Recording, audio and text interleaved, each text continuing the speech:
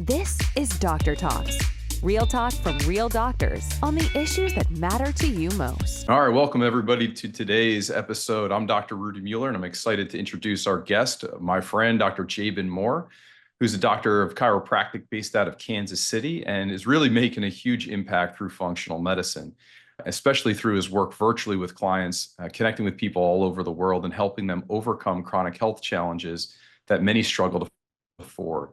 And really, it began with his journey into functional medicine, which began at the age of 25 when it took a drastic turn. He was an award-winning college athlete, track and field, shot putter, and found himself unable to get out of bed, searching desperately for answers. And unfortunately, as many of us find, and as many of us have heard as clinicians, the conventional medical route just did not offer the answers that they wanted and offered more of a temporary Band-Aid solution. So eventually, Dr. Moore discovered the Lyme disease was the true underlying cause of his health struggles. And after going through a process of overcoming this complex infection, he made it his mission to help others uncover the root causes of their symptoms. So today, he specializes in treating individuals with chronic conditions that is contributed to or caused by Lyme disease, PANS, PANDAS, autism, parasitic infections, and environmental toxicity. So we're excited to have Dr. Moore on here today to discuss his story, his insights and expertise into how they impact longevity. So welcome and thank you, Dr. Jaban, for joining us. Well, hello, and thank you for having me on here. I'm excited to do this interview today. Yeah, it's great, man. And so, when we're talking about longevity and chronic conditions and the contributing and causal factors, I mean, environmental toxins comes up a lot. So in your experience, what are you seeing from an environmental toxin perspective that's really contributing to accelerated aging? Well, aging has everything to do with energy production, mitochondria, damage to tissues, damage to telomeres, right? So for me, it goes, what in our environment is damaging us? What is causing our body to either actually have damage or take energy away from our normal daily function of recovering our muscles, recovering our joints, recovering our brain tissue, and putting it towards something else? So when you start looking at those questions from that perspective, for instance, mold toxicity, which is something I deal with on clients every single day. Mold toxicity is in 50 to 70% of homes. That's the estimate that came out of the EPA a few years ago. So that means that probably at least out of every two people listening, one has some mold toxicity they're dealing with. So it's extremely common, but most of us don't really realize it because mold toxicity, we think of seeing these black spots all over the wall or the ceiling. We think of it being really musty or like moist feeling inside of a home. So if it's not that, then we could really ignore it and we can really dive more into that if you want to go farther into that, because I want to talk about in the moment how mold affects you. Because when I'm running testing on people with mold toxicity, we see that in your organic acid test, it is the number one thing out of all toxins that reduces the function of your Krebs cycle, your ability to break down fat and make energy out of it, your ability to process and utilize a lot of the B vitamins. So I see all the time B12, B5, and B2, the absorption and then the usage of those vitamins getting wrecked when mold toxicity is getting in your body. So if Krebs cycle's off, you don't make energy. If B vitamins are off, you don't make energy because you don't have the cofactors that are the building blocks of not just making energy, but so many other things on top of that. Yeah, sure.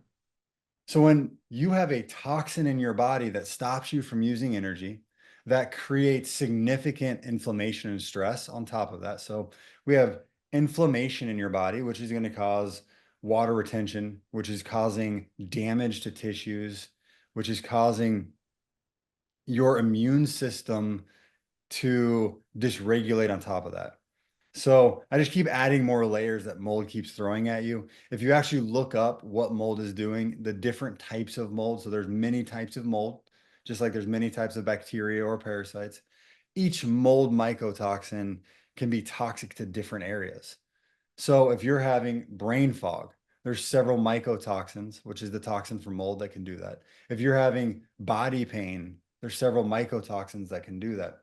So since we're just here at the beginning today, Toxins, one is mold. It's the worst one that I see, the most common worst one, creates inflammation, immune suppression, aging, and energy degradation to your body. So that's the number one. And then I'm going to give number two, which is one that most people aren't going to think about. I know we could go into phthalates and plastics and which is like the BPAs, but I'm going to talk about uranium. Uranium and radon and radium. So radioactive elements that are natural in a lot of environments that can be in your groundwater, can be in your basement, can be in your house, can be in the ground, especially in certain areas around the world. It's so common that I was just randomly scrolling through the internet and an article from Yahoo came up and said 170 million Americans, that's half of our population, is drinking radioactive water. Well, and I go out on ewg.org and I just simply click around and Miami, Chicago, LA, major cities, if you look at their municipality through the EPA, it shows that there are levels of uranium in the water. And what does uranium do? Well, we know it when it comes to nuclear bombs. We know it when it comes to using radioactive elements for radiation whenever someone has, say, cancer. And we know that it's damaging. We know that it suppresses your immune system. It causes damage to tissues. It can cause burns to your skin or aging of your skin. It can wipe out your immune system, leading to candida yeast and bacterial overgrowth. So half of the people in the United States are dealing with radioactive elements in their water supply, not even counting their basements, their ground sources.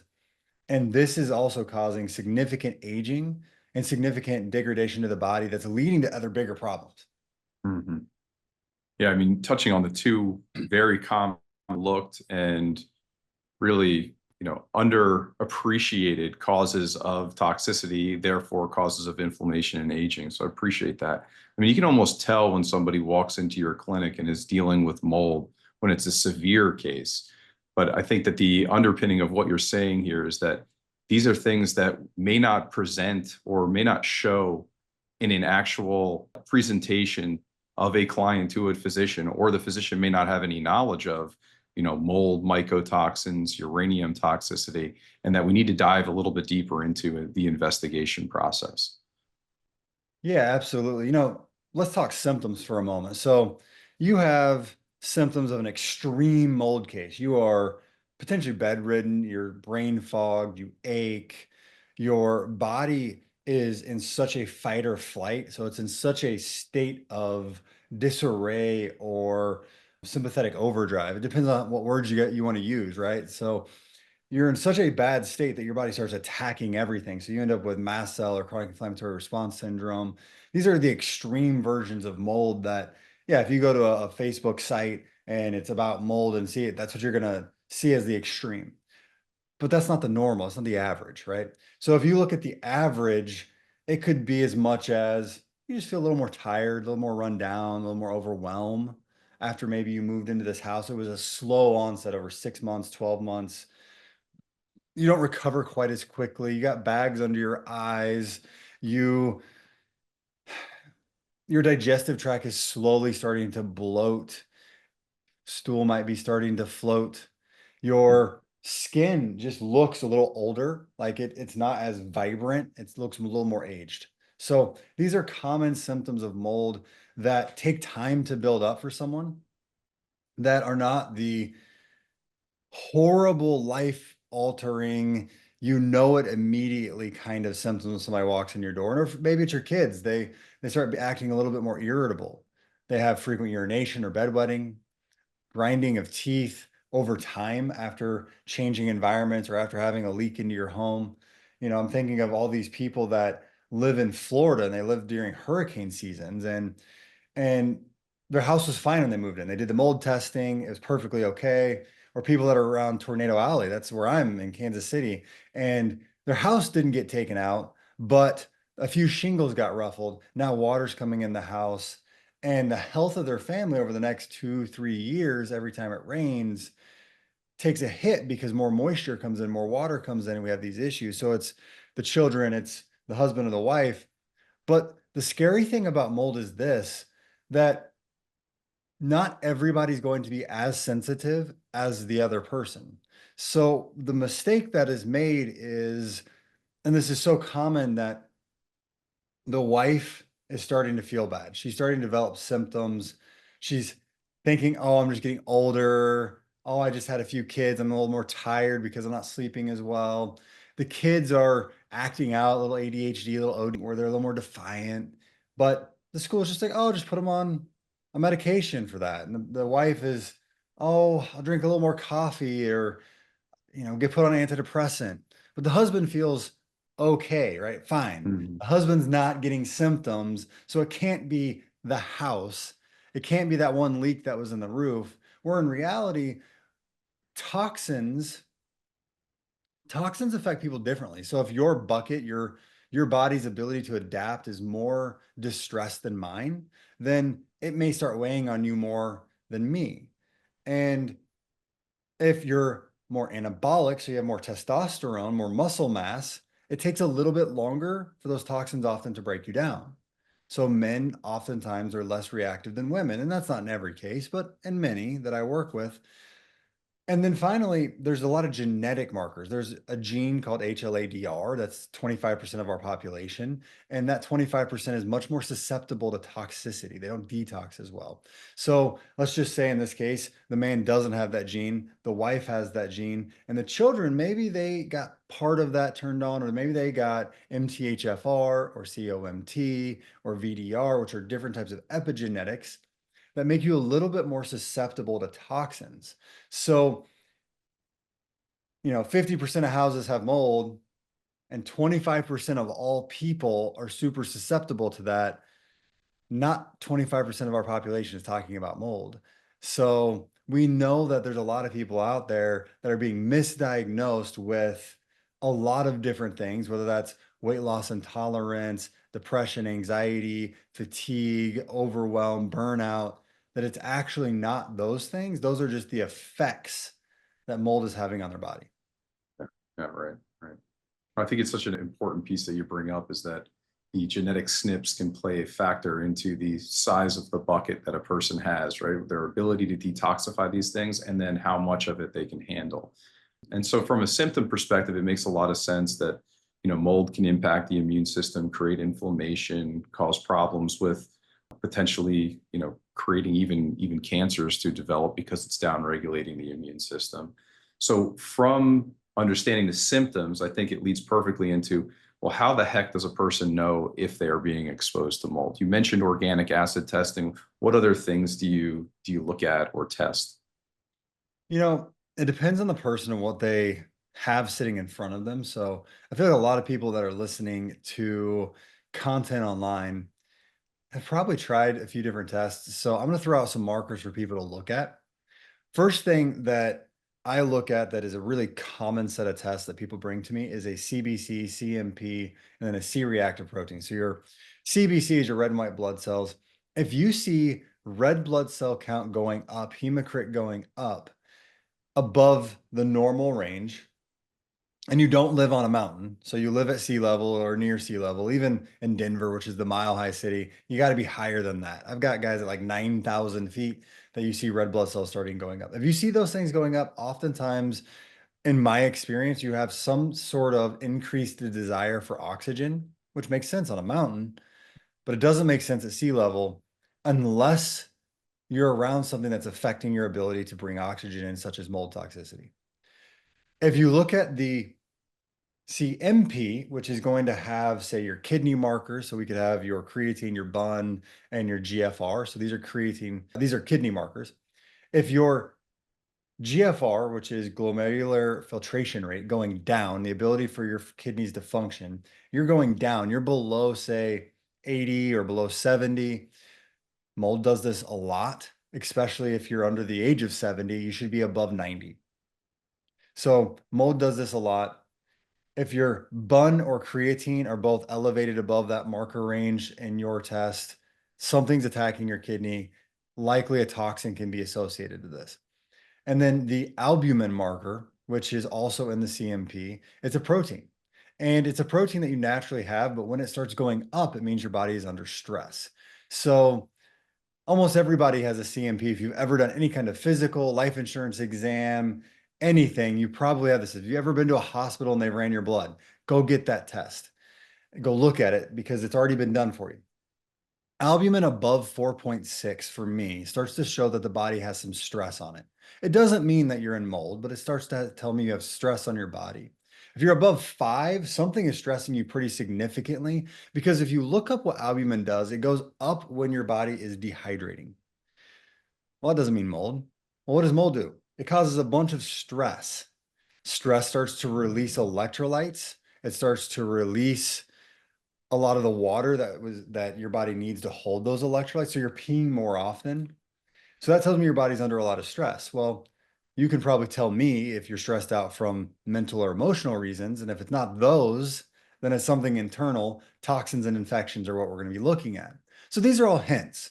Also within blood work, but not very common. You can look up MSH, VIP, C4A. These are uncommon blood tests that can be ran that, if elevated, can show that we have a higher propensity for mold. They're not exact though, so they're not direct mold tests. They can also sometimes go up, specifically C4A and Lyme disease. Now, if we want to get out of the blood testing and go a little bit more into some of the functional tests, which I love, the organic acid test for me is just a knockout test because it's 76 markers. At least it is from Mosaic Labs. And if you know how to look at these markers, they start giving you signs. So if your Krebs cycle or ketone cycles are off by more than 2 markers, meaning 2 markers are out of the range, I start thinking mold toxicity. If you have oxalates, which can come from mold, plants, or fungus, if they're elevated and you don't eat a very heavy green leafy diet, you probably have mold. If you have significant toxic exposure markers, which I think is, I believe, 59 on the organic acid test from Mosaic. If it's in a different one, you have to just look up toxic exposure markers. Mold is the number one thing that does that in my experience. And then in vitamins I mentioned earlier, if you're not absorbing B12, B2, or B5 appropriately, there's a number of reasons that can affect that genetically, but mold is another big one. And I can't tell you how many people come into my clinic saying, I went to the DNA guy, I went to the doc that does all the DNA, I went and got all my SNPs, and I'm not absorbing based off my SNPs B12. So that's why that's there. And I go, okay, well, that's a very valid reason. That's very possible. But you know what I'm going to do is say, yeah, stay on that B12 right now, but let's double check, because you have these other mold markers, if mold's there. So because of the markers I just mentioned from blood and oat, then I'll go run a mycotoxin urine test. So there's a lot of these out there. Vibrant America, Mosaic, both have great ones. Real Time Lab are probably the top 3 companies out there that I know are doing it. You pee in a cup, send it off, and they're testing to see if mycotoxins are coming out in your urine. Now, just as a brief pivot here, mycotoxins coming out your urine doesn't necessarily mean you're in mold now. It can mean that you were in mold in the past and you're now colonized. So you have organisms living that are inside you. Or it can mean that maybe you're doing a detox because you're doing all these labs, you want to detox. So you already started the detox before you ran the lab and you're flushing it out. If you're not doing that, then you're either in it or it's growing in you. So I wanted to pivot to those for a moment. But if you run that mycotoxin test and it's coming out and you get a positive and your B vitamins are off, more often than not, when we remove the stress from your body, then take you off of the B vitamin and then retest you months later, now you're processing that B vitamin perfectly. Even though your genetics showed that you might not be able to perfectly, when the stress is removed, your body starts actually operating at a much, much higher level. So it's not a forever B vitamin in most of the cases I run into. Yeah, yeah, beautiful. I think that was very well explained and very comprehensive and actionable too, right? I mean, the easiest test, or the test that you've had done before, CBC, CMP, you can easily pick up on those markers. The organic acids test is another urine test. And really, I think of it as like a shotgun approach because of all of the information that you're able to capture in that one test, and then be able to deduce from that whether or not we need to go down the mycotoxin route or some other route. So very well explained. I appreciate it. From the checking your environment perspective, like looking for mold, are there particular ways that people should do that? Should they just, look for those black spots? Should they look for the, water leaking under the sink or the roof? Or there are other tests that you like to run to analyze the environment? There's a level of expertise that comes along with finding mold toxicity. And I do think people, first off, should do a self-inspection of their home. They need to know their own home. They need to know where the weak points are, doing a little bit of education themselves. I have a online course on my website I built out that is the starter kit is what we call it. And it just gives you a bit to look for all around in your home, things to do for your health that is just the beginning phases. It's not going into the weeds of now we know you have Lyme or we know you have mold toxicity in your body. Let's treat. It's giving you the beginning phases. So looking around the windowsills for cracking or peeling paints, going to all around your house looking for if there were water spots, possibly spots that were repainted from a previous owner that could be mold, going into your attic or looking up if you can see the beams in your home, if there's any white spots, brown spots, black spots that stand out that are not supposed to be there. Going to where anywhere you have water running through the walls and making sure that there's no soft spots or any kind of watermarks around those areas, going to your bathroom and your showers and looking under the sink where water runs, looking around the sinks to see if it's getting on the cabinets or if there was ever a leak at any point, going into your shower and just really doing a good job making sure that the caulking is healthy and there's not mold that just grows overnight every single time you wipe it off. Because in that case, there's probably a source that is coming from. It's not just growing slowly over time. Because I can tell you, in my shower, we'll get a little mold if we didn't clean for a month, if we leave water sitting, but not overnight, not in a few days. And I have lived in places where that happened. And when you tear off the tile, behind it's a bunch of black mold. So looking around your home yourself is a really great thing so that you start becoming accustomed to what your home looks like. And then you also know what to look for if something is starting to go wrong and where to look for it. And I honestly do a 6-month checkup in my home. I just roam around every 6 months. I take a little gander, make sure that everything passes and I'm happy. Now, beyond that, who you choose to do your real true inspections is important because that guy that you hire to go do a real estate inspection for your house when you want to buy a home that sticks one singular machine in the middle of your living room and says, come back in 24 hours, we'll talk. That doesn't work. That is useless. That's a great way to sell a house. That is not a great way to actually figure out if mold is going to affect your health.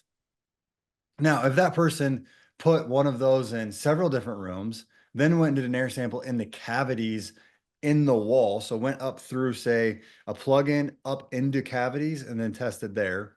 Also did multiple dust samples, so actually took like little Swiffers, swiped up dust, looked at it under a microscope or sent it off to the lab, took moisture meters, roamed around your home, checking for increased moisture in walls or areas, and used a infrared gun to shine at the walls to make sure that there is not a difference in cavity spaces as far as the way it looks on that infrared. If it's got mold, it changes the look because you see spots. So if you had somebody do all of that, that is an appropriate type of mold inspection. That's usually done by somebody we call a building biologist.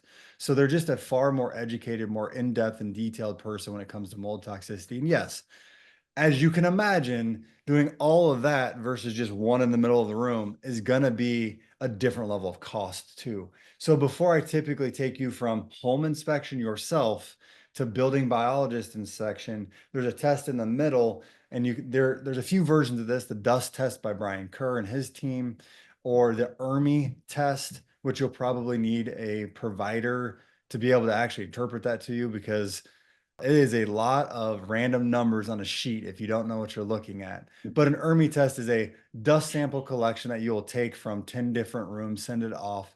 And if it comes back with a spore count above the norm for your area, then it will give you a high mark. And then that tells you, okay, yeah, there's probably something going on in my home. Spending the money for a building biologist is worth it. Yeah. Yeah. Amen to that. All great points. And so, I've got my own little story about mold, and I'll try to keep it short here, is that we started to feel some symptoms. Ironically, what you mentioned earlier, my wife more so than me. And one day I'm doing the visual inspection and I look down, and just outside the shower on the sheetrock is a little black spot. And I'm like, I've never seen that before. I wipe it off. I come back 2 days later. It's back again, a little bit bigger. I cut that piece of sheetrock out and look behind the sheetrock. I don't see anything. There's nothing there. I'm like, I know there's water somehow involved in this. So I cut that piece out. I replace it. A week later, it's back on that new piece of sheetrock, even bigger. And so it ended up being a leak in the shower. We had a fiberglass base that had a small crack in it, and didn't see the crack before. And then all of a sudden we started peeling back the tile on the floor, and almost half of our large master bathroom was black mold. So it can be, and we were lucky to be able to find that black spot, because this is probably 13, 14 years ago. I didn't know how to test the environment. We didn't have those available mycotoxin tests to look at your urine and see. But to be able to pick up on that, then we were able to remediate the whole home and do it appropriately, which is a whole nother course in and of itself, and then be able to recover from it. So it's real. I mean, these cases are real. And when you experience it like you have, and you've seen it through clients, it can be a daunting process, but an important one to be able to recover your health. And I want to just tax onto that. When you're removing sheetrock or you're trying to wipe off mold, first of all, bleach just pisses it off. Yeah, that's It right. just makes it mad. That's not going to solve your problem. So don't listen to anybody telling you, just go wipe it off.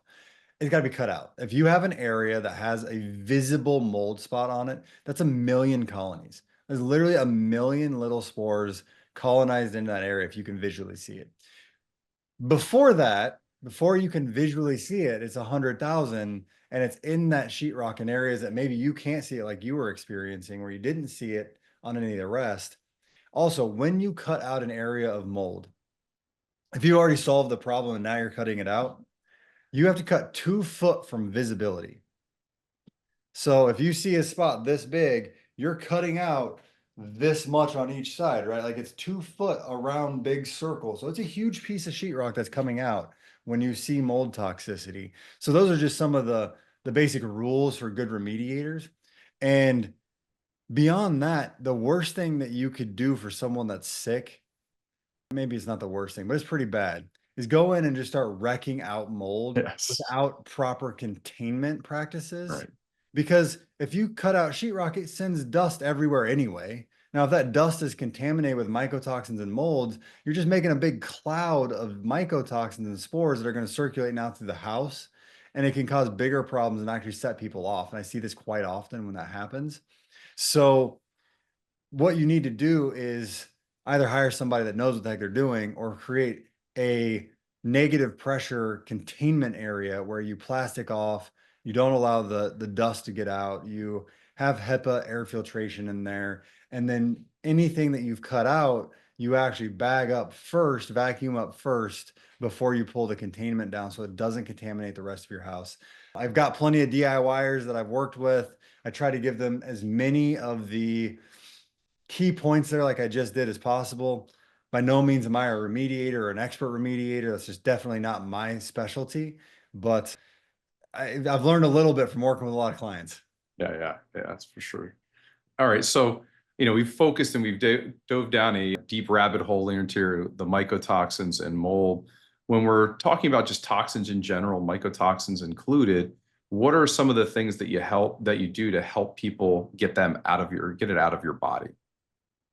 Well, the first thing is you can't retox when we're trying to detox. So you've got to create a safe environment. That is the very first thing. Like that thing I talked about earlier, my starter kit, that is exactly what that was designed for. That's exactly what I do with every client as the very first part of our note. I don't jump into, here's this fun protocol, go get these IVs, go do an EBU with ozone, blood cleaning. No, like all that stuff is cool, but you've got to take step one, which is cleaning up your actual environment you live in. And I make it sound overly simple, and it really can be, but it's not always easy. So the first thing is your air clean. So check for mold if you have a house, or a place that you're living, and then radon if you have a basement. So just check those two things. If that's good, outside of some other very unique experiences that I've had where somebody lived next to a pig farm, or if you live next to a farmer who just likes to not turn off the pesticides as they're spraying over your house, radon and mold are probably your big ones. The second one is food. We need to eat a whole food and organic diet. Now, you can be more specialized than whole food diet, but the big thing is to avoid processed foods and eat organic, because there are so many studies out there that show if you are not eating organic, the amount of toxin coming out of your urine is 2 to 4 times higher than that of a person eating organic. Is organic perfect? No, but it's just a heck of a lot better. And then from there, we go into water, your water supply. Many people are using that plastic thing that they bought from the store to filter their water, or they're using the refrigerator. Not good enough. In 99% of municipalities, the water requires you to, at minimum, get a reverse osmosis filter. If not reverse osmosis because you have radioactive elements in your water, you need a distiller. And I don't care what the label of your machine says. I don't care what the sales agent said. I don't care if the Google search said that reverse osmosis removes uranium. I have not seen one reverse osmosis system actually get the job done and a client where we've tested them for that. Sorry. Distiller for radioactive elements. Go to ewg.org, go to their water database, look up your zip code, figure out if that's a problem for you. If so, you need a distiller. If it's not radioactive, meaning cesium, radium, or uranium, RO systems, which are a lot easier to maintain. So I get it. That's what we want to have if we can. Make sure your water's clean, right? So air, food, water, those are simple, not always easy because you got to take the steps to make them that way, but they're simple concepts that if you make your environment safe, then those toxins aren't going into your body. And in most people's bodies, they're going to start to release them even naturally on their own. I still want to do some detox work with them too. But what I haven't hit on is hygiene products. If you're not doing this right now, there's numerous different companies that have created databases of hygiene products. EWG has one. Since I already sent you there, just go download their app, Healthy Living. You can take your phone out. You simply just scan barcodes, and that barcode tells you what's in there. I want to be below 4 on their rating system. So it's 0 to 10. I want to be below 4 on toxicity so that I'm not putting toxins on me. Because if you're using many companies, lotion, shampoos, conditioners, you're putting parabens, which are endocrine disruptors. So they're going to throw off your body's ability to create estrogen, progesterone, testosterone. It's going to throw off your body's ability to absorb thyroid metabolism hormone. And if you don't have that coming into your body appropriately, what's happening? You're aging. You're breaking down. Your longevity is going to be squashed. And it doesn't matter how many red lights you put on your skin or blue lights, because here we go, blue and red in the same little thing here for my pain. If I have it, and it changes colors too. So I got rid of the blue and added some extra red light. It doesn't matter how much of this you're going to do. If you're bringing toxins in, you have to take step one, which is what I tell my clients. And then dental and implants. If you have any implants of any kind, dental or otherwise, if you have any mercury amalgams, any root canals, we need to get those checked out by a professional. And I don't mean just your average everyday dentist. I mean a biological dentist who will actually do looking in there. So that's step one. Figure out if your environment, your dental work is safe. And if you've done that, then we can go detox. And the first thing I detox is your emotional health. I don't do it. I'm not a therapist, but we need to make sure that you have a limbic, somatic, and vagal nerve training program for your day to day. So if you don't have a morning routine or a night routine, you need to do something that re-regulates you from the craziness of your day. Because if you're not doing that, it puts you in fight or flight. And when you're in fight or flight, what happens? Let's just imagine if you're running from a bear, what is your number one priority in that moment? Taking the next step. It's getting one more step, right?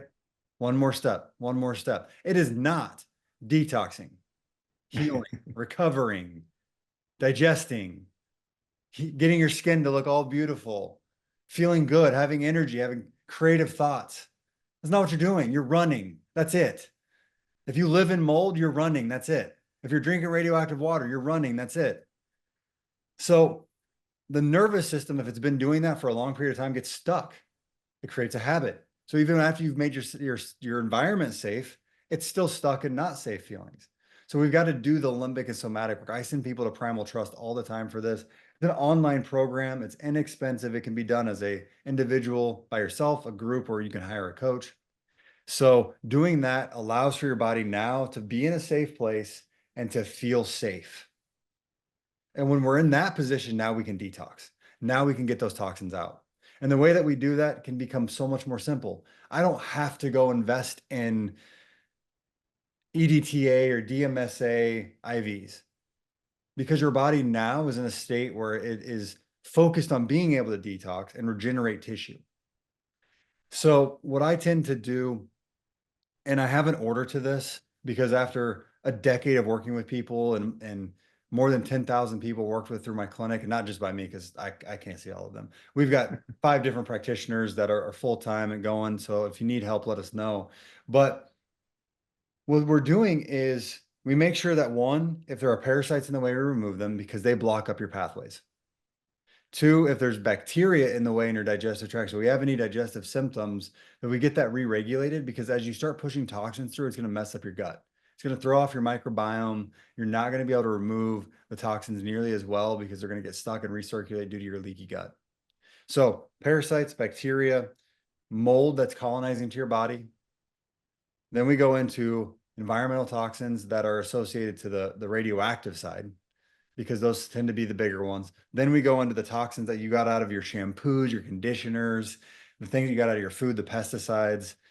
Then we get into heavy metals, then yeast and viruses. And we go through that order, which may change based off of you, your labs, your unique situation. You know, if you have a big metal taste in your mouth, we're going to pivot and grab some of that metal even earlier on than what I just said. But that is the common order that we go through. And we tend to use 5 or less supplements. Because you know how many people come in with 30 supplements taken, and they're all great things. They're all really good stuff. But your digestive tract gets confused, or it just gets to the point where it's like, well, I don't know what I need to absorb first. There's so much to choose from. And I always tell people, I go, if you have one person talking to you, you do a really good job understanding and articulating back what they're saying, right? Yeah. What if you have 30? Can you understand what all 30 are doing? If you walk into a kindergarten classroom and they all start yelling at you, do you know what every one of them is saying? No, you don't. The same thing happens to your gut. So if you're that person here listening right now and you're like, my longevity protocol requires 30 supplements, you have really expensive poop. You're missing something. So curate down what you're going to do to around 5, maybe 7. And what we're doing is, when we're detoxing, we're focusing on get the nutrients that we know you're deficient in, add in detox support like milk thistle, carbons, NACs, glutathiones, which can all be in one supplement often. And then bring in the antimicrobial, or bring in the binder that's associated to the thing you're trying to move. And it can be that simple, and it can come out, and I can retest and we can see progress. So it doesn't have to be complicated when you do it in a manner that makes sense, that your body will respond to. Yeah, I love that. I love that also that you're really focused on handling the emotional mindset, the past traumas first, because that is often the barrier that is overlooked, because, you know, us as practitioners, we're not trained. Most of us are not trained in that space. And so being able to refer to somebody or a group, I think you mentioned Primal, what was it again? Primal Trust. Primal Trust. Another one that's out there is, you know, a lot of Annie Hopper's work is also very good, that we'll utilize occasionally for childhood trauma stuff. So I think that's great. And then that stepwise approach to being able to address this, and, you know, whether it be parasites, bacteria in the gastrointestinal tract, moving on to the specific toxins, waiting for the heavy metals last, because all of this work that you're doing beforehand, it sounds like you're preparing the body to be able to handle that next thing, whether it be, you know, heavy metals or all the way towards, you know, the viruses, because you're improving your immune system, you're improving and downregulating inflammation, you're improving those drainage pathways that help the toxins get out. Yeah. It is so important for you to find your order, which is Mhm. what a practitioner does. That's what an expert in this does, is they should know, and it should be custom to every single person based off of their needs, the order that you're going to go in. And order matters, because if I try to go and detox metal before I've removed the parasites, the metal is going to start coming out of your cells when you start giving it glutathione and C60s and iodines and all the different things that we can use. It's going to start coming out. And then it's going to get to your lymph where maybe you have parasites, or your gut or your liver where parasites are.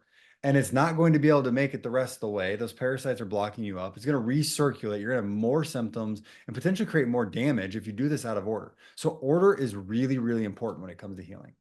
Yeah. Amen. I think one thing that we really focus on is, people will often try to push detoxification, and that, a Herx reaction is something that's normal. And, our stance is really reduce that Herx response. We do not want you to have that Herx response. And if you do, which is a Herx response, for those that may not know, is when toxins will elevate in the system, we're not able to clear it or drain it as quickly, as efficiently as possible. We're going to have an increase in symptoms. So we want to avoid that as much as possible. And that is a clue to whether or not you are creating enough, clearance in that pathway to remove that toxin, or if it's being more aggravating. So I certainly appreciate how simply you broke all of that down, and the stepwise process that you approach it. Well, in a Herxheimer reaction, it's something that for years and years and years, as you said, people just push you right through it. Right. For me, I say, look, if you look at the studies of hermetic stress, which is stresses that help to rebuild the body, that like going to the gym and lifting weights, you don't want to lift till you tear the muscle. You want to lift until you get a little bit of stress. That is something that you can rebuild. So even within detoxing, if you have a 10, 15, 20% increase in symptoms when we're going through a mold protocol, well, there's a little bit of a cost to Mm. detoxing. It takes energy to do the process. So a minimal increase in symptoms, I'm okay with. It's not what I want for you. And we're gonna add some detox supports and minerals and nutrients to help support you going through that. But a minimal increase is okay. When you're 50% increase, now you're just putting yourself back into fight or flight. Means again, you're running from a bear. You're Mhm. not worried about detoxing anymore. So now your body's locking up and we're not going to see the success that we'd like to. And we may be creating more problems. But for those of you out there that are saying, why Herx with about anything? Is it a Herx or is it a histamine response? And this is the question I always pose to people. I go, if you took one single speck of a supplement, like you open it up and you took one granule, and now you have a reaction, that is not a Herx reaction. That is not Herxheimer. You're not septic. That is a histamine response, which means that you skipped step 1 and 2 of what I talked about doing, which is getting you into a safe environment and then making sure that you feel safe in your environment, because your immune system now is overreacting and we're having a lot of these reactions. So many people do have what they consider to be Herxheimer reactions that are not actually Herxheimer reactions. They are histamine responses. They are a dysregulated immune system that needs to be managed. No, it's an important differentiation. I appreciate that. So in thinking of this, the toxin, the bioaccumulation of these toxins, the detoxification process, making your environment safe, making you feel safe in your environment, and then going through this stepwise process. And it's important to longevity. I mean, at what point are you refocusing, instead of, on toxins solely, to really, okay, how do we improve, the quote unquote biological age? Is there a point when you're doing that? Well, I think throughout everything that we're doing here, you're going to improve biological age. If you are living in a toxic environment, your biological age is going to be crap. You're going to have C-reactive protein elevated, stress hormones off the charts. Your body's not going to be happy. Same thing with if you aren't dealing with trauma and mental emotional stress, right? Like if you're tracking your HRV, which I've done, and I think it's so much fun to do this. And I'll be honest, every now and then I like to go out and have a drink with friends. When I do that, it crashes my HRV. Mhm. Alcohol is not good for you. It is a toxin. So I've done some experiments. Like I'll put my ring on, my ring, you go out, you have a drink, you come home, your body temperature's elevated, your HRV is not good, all of this.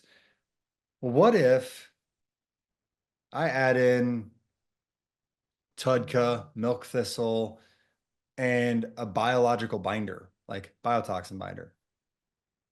Well, I've done it, and it improved my HRV after having a drink. So I was experimenting on myself to see what happens here. Now, I'm not suggesting people drink. It is a toxin, but you can start to see using these methods of wearables what's affecting your body. So as I go through my program with people, we remove toxins, age and HRV go up. Biological age, I guess, technically goes down, so you feel younger. HRV goes up. When you do nervous system work and you regulate your nervous system and you're not in that fight or flight, now you reach REM sleep better. You get deep sleep better. You're not in a constant state of awareness where you can't reach that level of sleep. And now your sleep scores are terrible. Mine were for a long time. And as I did more of this work, you start seeing HRV sleep scores going up. And when you get into detoxing and you're removing that workload from your body, instead of me having to say, okay, we ran a micronutrients on you and you're deficient in B12, B5, magnesium, vitamin D, and the list is a mile long, I'm saying, let's remove the things that disallow you from processing these appropriately from food. And now what happens? Well, when you run that micronutrient after you've done your detox and you've removed all these organisms, all of a sudden the nutrients are absorbed and they're being used appropriately. You're not bringing in supplements to fix that. So we're not just doing Band-Aids. What's this do for you? Well, one, it saves you your pocketbook later on because you're not taking 20, 30 pills a day. But it also saves your digestive tract the effort of going through and processing all those on top of your food, which then reduces your biological age even more. So when I'm talking to people, I'm like, do you want to actually change your body or do you just want to stick Band-Aids on it? Because so many people in the longevity world, the biohacking world, just keep putting Band-Aids on everything. And I'm like, well, cool, but why don't we just rip the Band-Aid off, solve the problem, and then you're going to have a double down because you removed the issue and now your body's getting the nutrients and the things you were putting in. So now when you're doing your red lights, now when you're doing your hyperbaric chambers, you're improving physiological function beyond your baseline, not trying to get you back to baseline.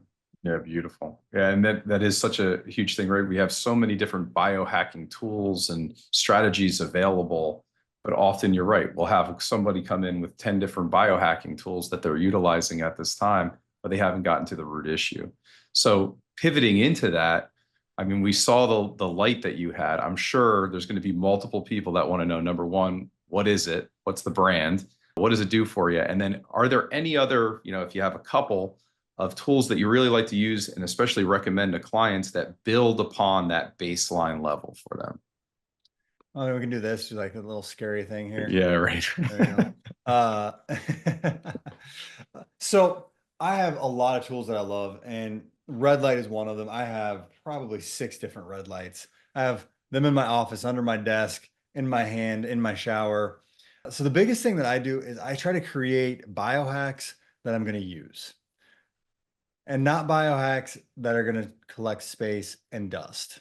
Mold dust. So what I did is when I was building my shower, I actually cut a hole in the wall and I put a glass panel. On the back side of the wall, there's a little opening door.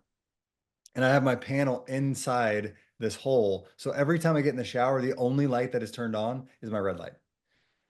Oh, sick. So I have a full-size panel, if you can imagine, 48 inches, that is right here. And then the shower head's here. So I'm facing it when I'm showering. And what it has multiple different light frequencies for different purposes. So based off what you want to do, look up light frequencies of red lights, and they're going to tell you like blue light's a little bit for skin, red light, certain frequencies are going to be more for healing tissue. Others are going to be for mitochondria. Others can even be back to collagen production. So it just depends on what your target is going to be. The one I have in there is my red light. I know there's new technology since I got that one because it's know, 5, 6 years old now, with more different frequencies than I have. I only have two, which is 850 and 660. No blue light in there. So as I'm getting older here, I'm 38 years old. I might have to get a little blue light for my skin healing as I'm in there. Now, so that's that one. I also have soft ones from Therasage, and those can wrap around my head. They're just soft. I can put them in bed with me. This one I got from a company here at the last conference, and I can't remember the name, but it's just a little handheld that I can take with me when I'm traveling, and it's great for pain. I actually bought it for my integrator. So she's my right hand and she had neck pain. So I was like, all right, I was walking around the conference and I go, oh, this will be perfect. We can just put that on for pain. So those are some of those biohacks there. I'm definitely using some peptides these days. I use BPC 157 quite often for pain. I actually just had to order a new batch because I got a forearm pain from carrying around my chunky little kid. It's 32 pounds and 33 inches at 18 months. So he still wants to carry it around a lot, and he is massive, and it is so much fun. But my forearm hurts because I'm always carrying on my right side. I got to switch arms now. Right. So I'm going to be doing the BPC because it's an increased healing rate. I've done CJC for growth hormone for muscle development, for regeneration. So peptides, red light are probably my top two biohacks because they're pretty easy to get and easy to use. And then I do some shockwave therapy, which is a technology that you can usually find within your chiropractor, your physical therapist type clinic. And it is what they're deeming a stem cell machine. So you take shock waves and shoot it into your tissues, and it generates a percussive response that irritates the tissue. It doesn't damage it, but irritates it. And then stem cells go to that area. So for my joint recovery, this is something that I've really, really enjoyed. No, that's great, man. Yeah, that therapy has really made quite a difference for a lot of our clients, man. So I appreciate the recognition there.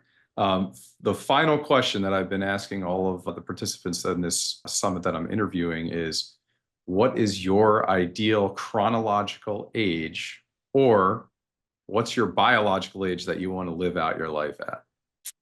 You know, I hear this question, and my answer is really, I want to live as long as I live well. Yeah. Right. I want to live as long as I can go for hikes. I remember being in Iceland and this couple that had to be in their 80s were still hiking up the mountain on a vacation. So I want to live as long as I live well. That's why I'm doing shockwave and red light. My grandma's 96, so I at least got to outlive her. She's still kicking and running around, going on vacations, going on cruises. So I'd love to make it 105, 110, still going on vacations, because that's what matters to me. I want to enjoy it. I want to spend time with my family, my grandkids. My dad right now is at my house out brush hogging in the back. He's taking my kid on razor rides. He's 72. So yeah, that's what's important to me. Yeah, good. And that has been the common theme here. It's all about the health span. And that's what we're all about with longevity. Final thing here before we sign off here is, if people are interested in learning more about you, following you, or potentially becoming a client of yours because you operate virtually and have multiple practitioners in your office, where is the best place that they can find out that information and get in touch with you? Just look up Dr. Jaban, J-A-B as in boy, A-N, Moore, on really any of the platforms. We primarily post to Instagram, but we're on TikTok, Facebook. We have our website where we're putting out information every day, because when I went through my health journey of trying to get well from chronic illness, the hardest thing was to find reliable, usable information. So that's one of our goals, is just to be able to put that out no matter who you want to see, so you can at least have an idea of where you're going. Oh, awesome. All right, man. Well, I appreciate your time. You did an excellent job today for us, breaking everything down and keeping it simple and really giving actionable steps. So it's greatly appreciated, Jaban. Yeah, of course, man. I'm glad to be here. All right. Everyone have a good one. Live well. Thank you for tuning in to Dr. Talks. We hope today's episode has enlightened and inspired you on your path to optimal health. Each day is a new opportunity to make choices that empower your well-being. For more insights and strategies, subscribe to our podcast and visit our website, www.drtalks.com. Stay connected, stay healthy, and join us next time on Dr. Talks, real talks from real doctors on the issues that matter to you most.